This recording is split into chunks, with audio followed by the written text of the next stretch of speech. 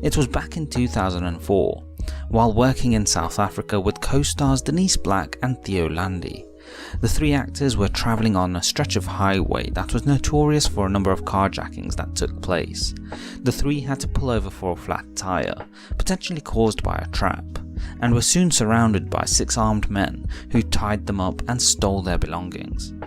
As is often the case in carjackings, Benedict Cumberbatch was tied up and forced into the boot of the car, which normally meant that he would be the one to lose his life.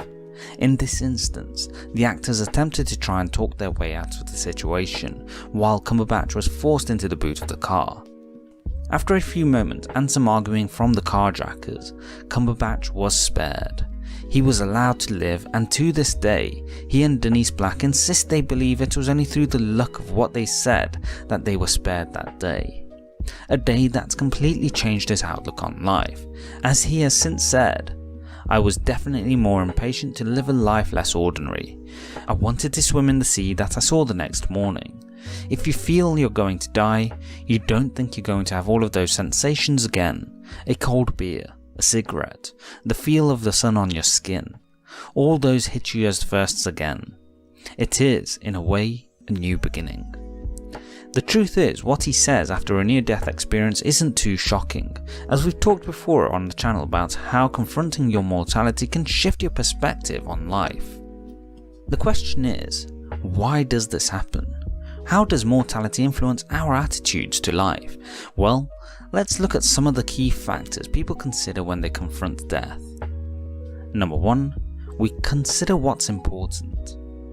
For most of us, we easily get caught up in the activity of our day-to-day lives that we lose touch with what we might find truly meaningful in life. Benedict Cumberbatch acknowledges this in his statement after experiencing his ordeal.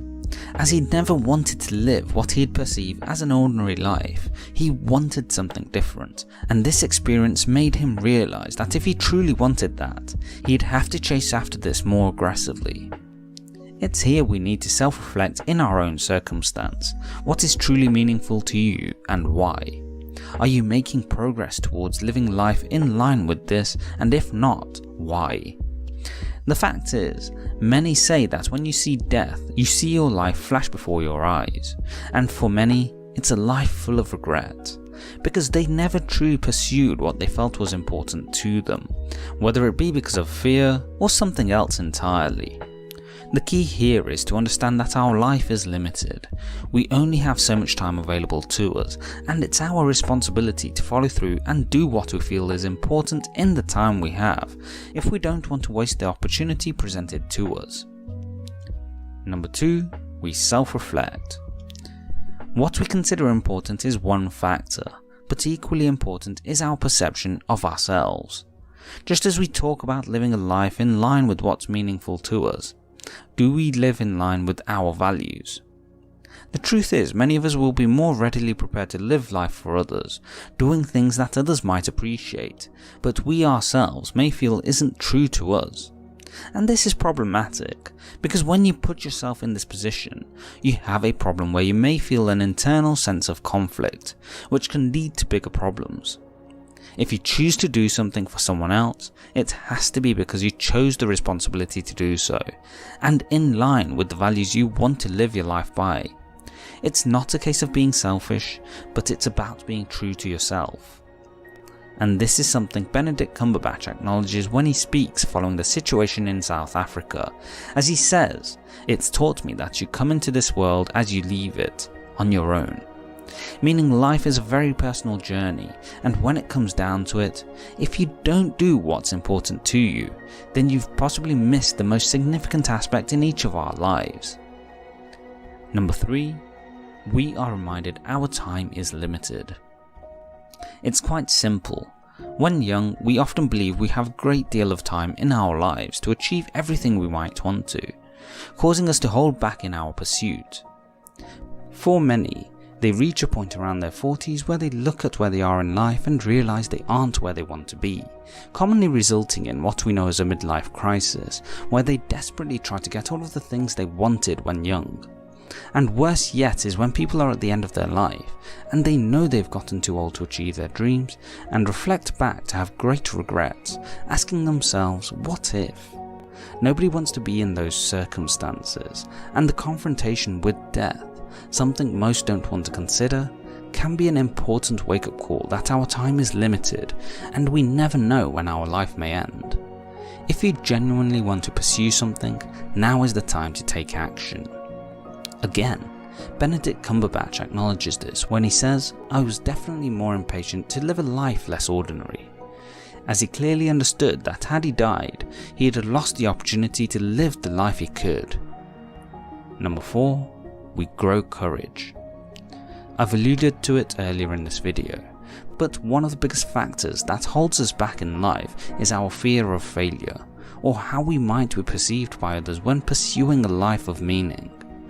I have personally experienced this, as recently I put out something I felt was important and it was somewhat controversial and has been rejected by some. The truth is, when you pursue anything that's important in life, you have to be prepared for the potential consequences of your actions, and you have to bear the responsibility that comes with what you do. Most will hold back, and who can blame them? It's a very difficult circumstance to deal with, but at the same time, it's equally a sign of maturity if you can bear the burden and deal with the issues in a way that's productive. The fact is, death often puts these fears into perspective, because you realise that in the end, your life will end just like everyone else's, and so whatever you might be afraid to do in life is suddenly shifted into perspective of importance. This is something Benedict Cumberbatch realised himself when faced with death, as he grew courage to take greater action in the pursuit of his goals, leaving aside hesitations for what was important to him. Number 5. We celebrate. When confronted with death, we have a natural tendency to associate negative connotations with the experience, and rightly so. It's not a trivial matter. However, equally important is to acknowledge the role death plays in our lives and use it as a positive force to live life with meaning and purpose. If nothing else, death can be an incredible motivator, because with the aforementioned effects discussed, it gives us perspective on our lives and what we want to do in it. Just as Benedict Cumberbatch says, it is, in a way, a new beginning. It's here you shift perspective, that yes, we shouldn't undervalue the importance of the event that occurred and the gravity of death, but equally so, if you're still here, you still have the chance to live your life in a way that you value. And this is the key. Just as we might confront death, if you're alive, then celebrate life and don't let it pass you by.